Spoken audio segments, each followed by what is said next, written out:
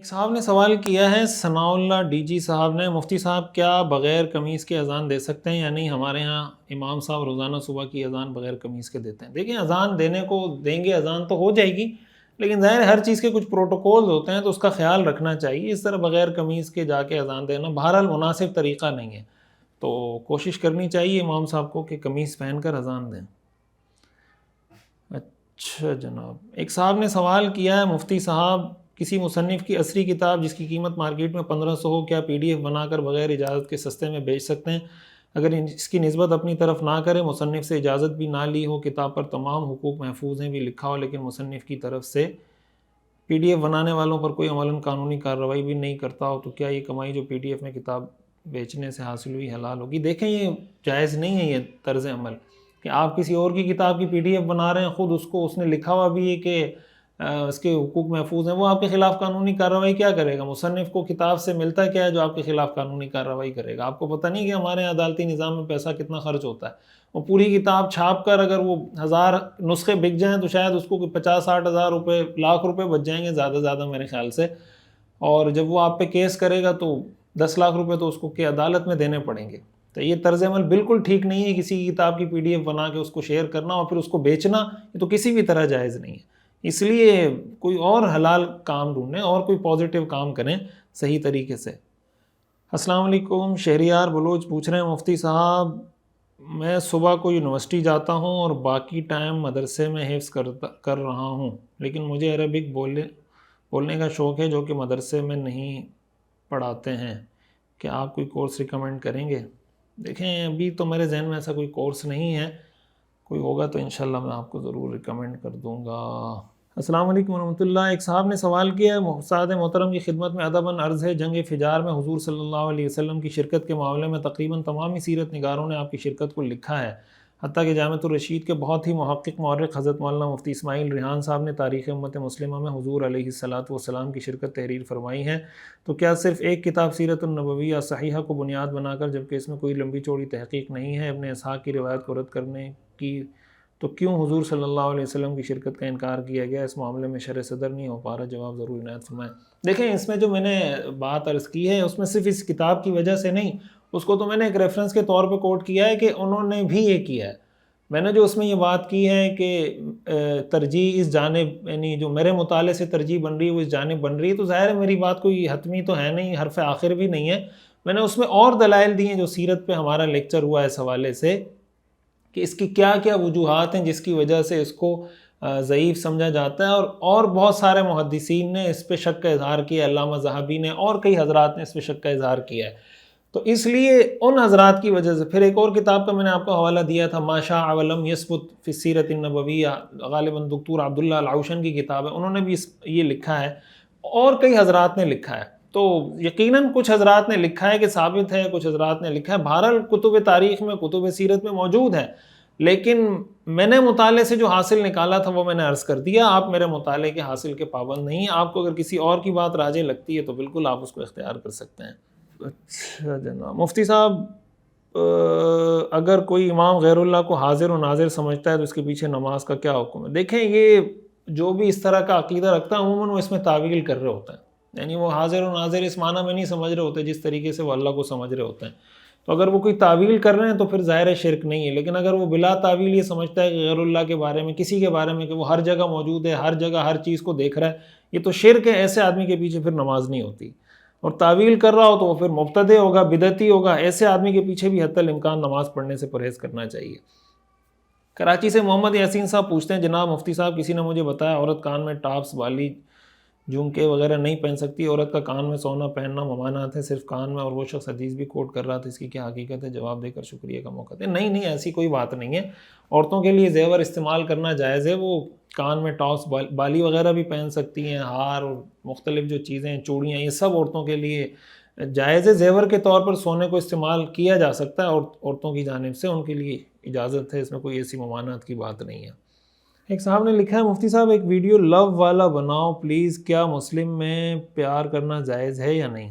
مجھے آپ کا سوال سمجھ میں نہیں آیا، پیار کرنے کا کیا مطلب ہے؟ پیار آپ کریں، بالکل اپنے بھائی سے کریں، بہن سے کریں، والدہ سے کریں، اور چھوٹوں پہ شفقت کریں، بڑوں کا احترام کریں، لیکن اگر پیار سے آپ کا یہ مطلب ہے کہ کوئی نامحرم لڑکا کسی نامحرم لڑکی سے پیار کرتا ہے تو وہ اگر ناجائز تعلقات کی صورت میں تو پیار نہیں کر سکتا. ہاں اگر نکاح کے بندھن میں بن جاتے ہیں، نکاح کر لیں، پھر پیار کریں، پھر تو پیار کا شریعت نے حکم دیا ہے. حضور علیہ الصلاۃ والسلام کی سنت ہے. حضور علیہ الصلاۃ والسلام نے اپنی ازواج مطہرات سے محبت کا اظہار کیا ہے. حدیث شریف میں آتا ہے رسول اللہ صلی اللہ علیہ وسلم سے پوچھا گیا کہ آپ کو سب سے زیادہ محبوب کون ہے؟ آپ نے فرمایا عائشہ. پھر پوچھا گیا ہم مردوں میں پوچھیں، آپ نے فرمایا عائشہ کے والد. تو حضور علیہ الصلاۃ والسلام حضرت عائشہ سے برملا محبت کا اظہار کرتے تھے، اور حضور علیہ الصلاۃ والسلام حضرت عائشہ کے والد حضرت ابوبکر صدیق یعنی اپنے سسر سے بھی برملا محبت کا اظہار کرتے تھے. حضرت عائشہ رضی اللہ تعالیٰ عنہ کو آپ پیار سے حمیرہ کہا کرتے تھے. حدیث میں یہ بھی آتا ہے کہ ایک مسلمان دوسرے مسلمان سے، مثلا آپ کے ساتھ کوئی دفتر میں کوئی آدمی کام کرتا ہے، آپ کا کوئی ملازم ہے، آپ کا کوئی باس ہے، آپ کا کوئی استاد ہے، شاگرد ہے، اور آپ کو اس سے محبت ہے. حدیث میں حضور علیہ الصلاۃ والسلام نے یہ بھی فرمایا کہ بھائی اگر تمہیں کسی سے محبت ہے تو اس کو بتا دیں کہ بھائی مجھے تم سے اللہ کی رضا کے لیے محبت ہے. لیکن کوئی ناجائز محبت کسی ناجائز مقصد کے لیے، کسی ناجائز بات کو ذہن میں رکھ کے کسی سے محبت کا اظہار کرنا، ظاہر ہے کہ وہ طرز عمل کیسے ٹھیک ہو سکتا ہے.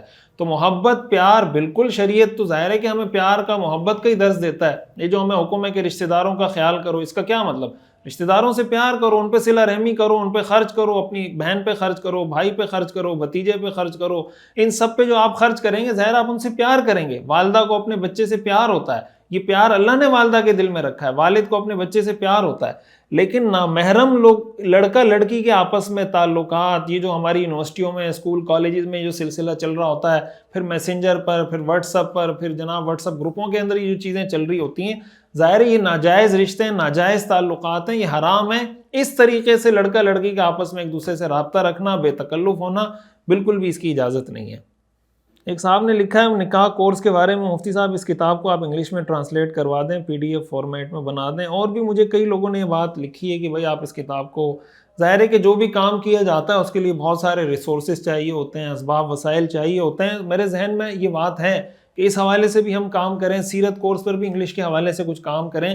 لیکن ظاہر ہے کہ وقت کے ساتھ ساتھ انشاءاللہ جیسے جیسے اللہ تعالیٰ وسائل مہیا فرماتے رہیں گے ہم اس کی طرف آگے ضرور بڑھیں گے.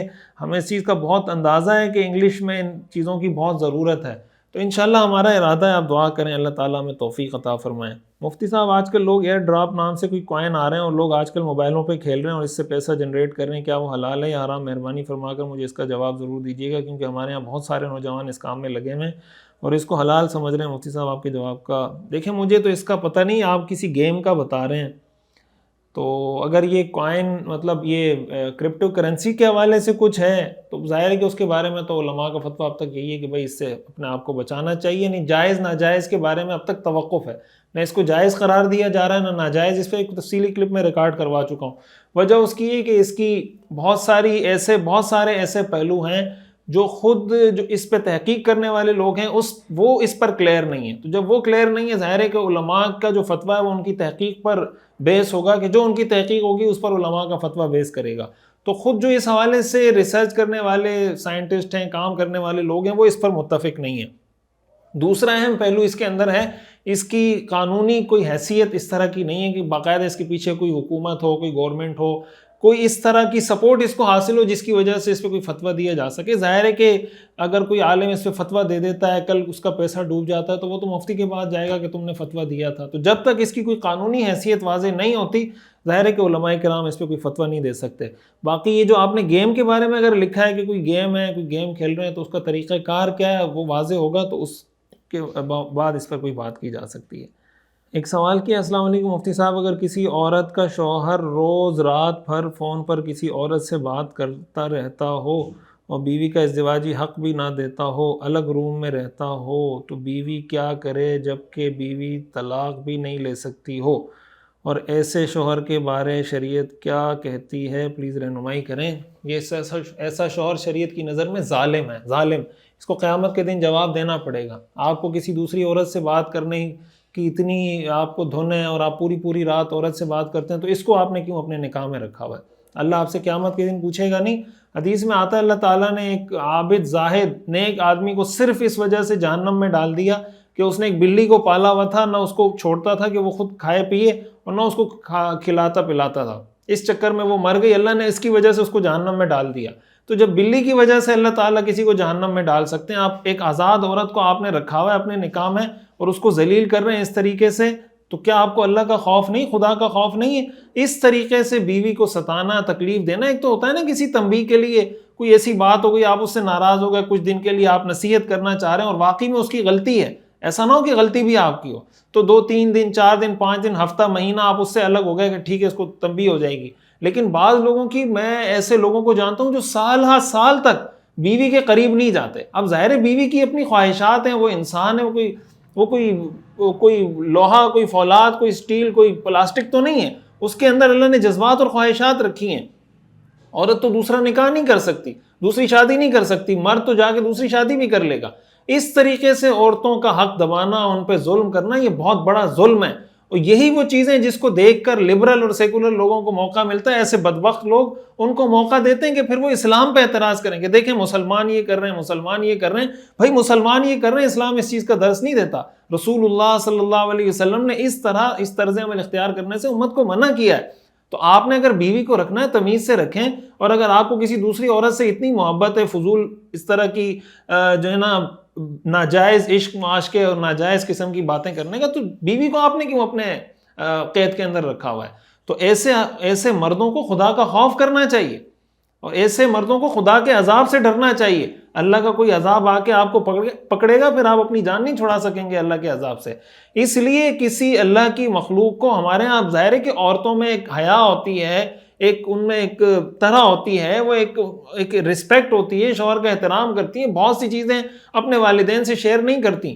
ایسے بدبخت لوگ ہمارے معاشرے میں پائے جاتے ہیں کہ وہ پھر اور بیوی کو جوتی, کیا کہتے ہیں, پاؤں کی جوتی سمجھتے ہیں, اس کو ذلیل کر کے رکھتے ہیں, اس کے والدین کو ذلیل کرتے ہیں, اور اس کو بہت بڑی غیرت کی بات سمجھتے ہیں. رسول اللہ صلی اللہ علیہ وسلم نے ارشاد فرمایا, ان حسن العہد من الایمان, تعلقات کو اچھے طریقے سے نبھانا یہ ایمان کا حصہ ہے. حضور علیہ الصلوۃ والسلام نے تعلقات کو نبھا کے دکھایا ہے. بیویوں کے کیا حقوق ہوتے ہیں آپ نے ادا کر کے دکھائیں, آپ نے ادا کر کے بتائیں. ہمارے یہاں بعض لوگ یہ سمجھتے ہیں کہ کوئی بھی معاملہ ہو, بیوی مجرم ہوگی, بیوی ملزم ہوگی, اسی سے پوچھا جائے گا, اور ہمیشہ اگر قیامت کے دن بیوی کی پکڑ ہوگی. ایسا نہیں ہے.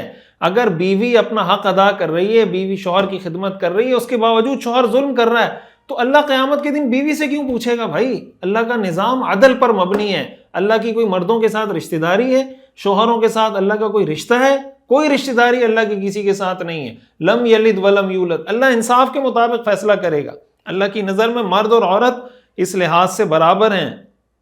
ظالم مرد ہو اس کو پکڑا جائے گا, ظالم عورت ہو اس کو پکڑا جائے گا.